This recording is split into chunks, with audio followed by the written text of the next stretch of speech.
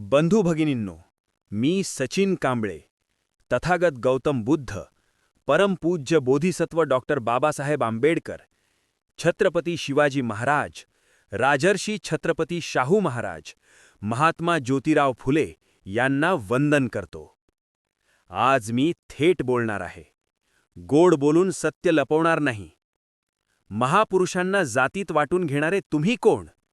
इतिहासावर तुमचा ठेका आहे का, की विचारांवर तुमची मालकी आहे?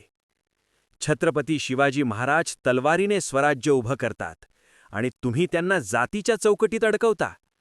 डॉक्टर बाबासाहेब आंबेडकर संविधान लिहितात संपूर्ण देशासाठी आणि तुम्ही म्हणता ते फक्त एका समाजाचे. महात्मा ज्योतिराव फुले आणि सावित्रीबाई फुले शिक्षणाचा क्रांतिकारक दिवा लावतात आणि तुम्ही त्या प्रकाशाला जातीचा रंग देता.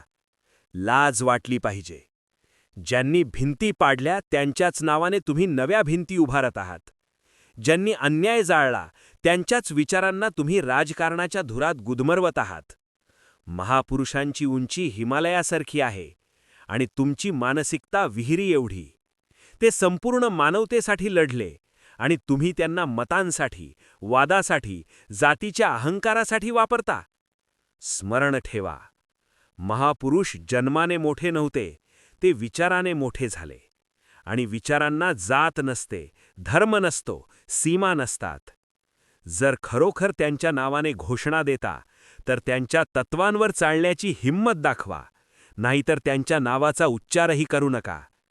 आजची पिढी विचारते, महापुरुषांचे वारस कोण? जातीचे ठेकेदार की समतेसाठी उभे राहणारे? मी स्पष्ट सांगतो, जो समतेसाठी लढतो, जो संविधानाचा मान ठेवतो, जो मानवतेला सर्वात वर मानतो, तोच खरा वारस. म्हणून पुन्हा विचारतो, महापुरुषांना जातीत वाटून घेणारे तुम्ही कोण? इतिहास माफ करणार नाही. विचारांचा अपमान करणाऱ्यांना जनता उत्तर देईल. जय भीम, जय संविधान.